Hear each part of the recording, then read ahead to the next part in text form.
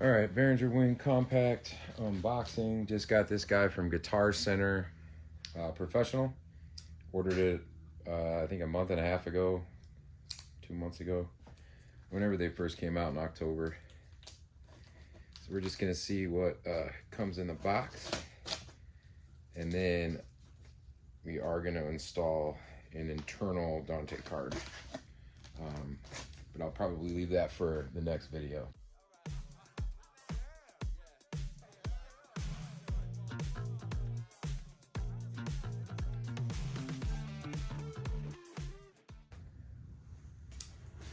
There's a little message from Yuli here. Let's see if I can spin that around and show that to you.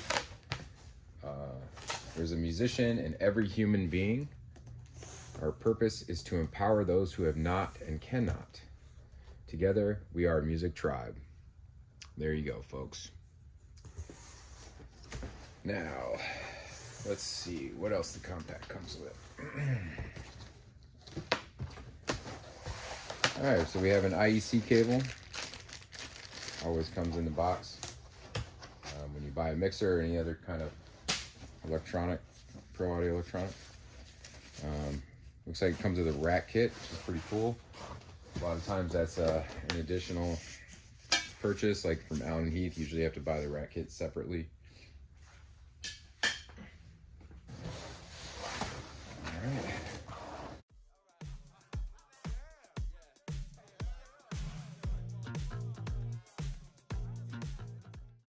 So it looks like they include a quick start guide with screws for the rack kit, and yeah, that's pretty cool. Nice touch. Also, you get a dust cover, which is really nice to have.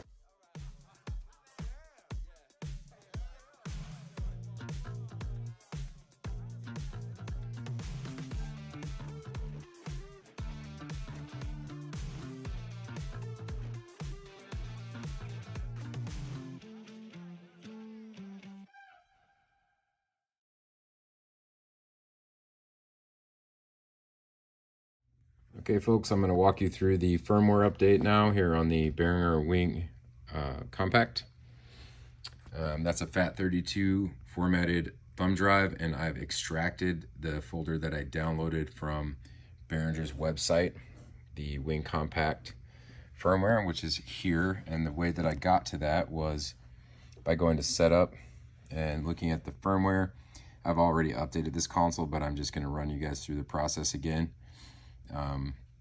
And then you just hit this update recycle button here, and then you choose the update that you want. Confirm that it's for the Wing Compact, because the Wing rack and the full-size Wing firmware do not work on the Compact. Then we just hit update.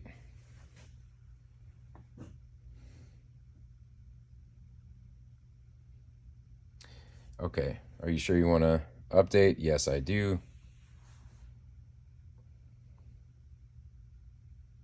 Update complete, please shut down. So then I go to setup, shut down, confirm. Now say it's to switch off. So I'm just gonna switch off and then switch back on.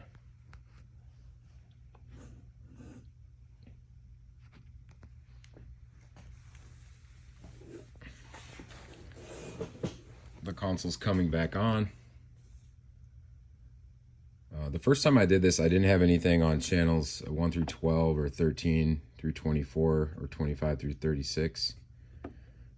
It's just that I hadn't, like, the default is that it pulls down an input into these slots. And when you first update your firmware, it's not going to have anything in there. So what I did to fix that quickly is I went to initialize console right here, and I just selected all. And then I hit initialize, and then everything was kind of like a default scene. So if that freaks you out at first and you just want to get it back to the default state, that's how you do that. Okay, thanks for watching.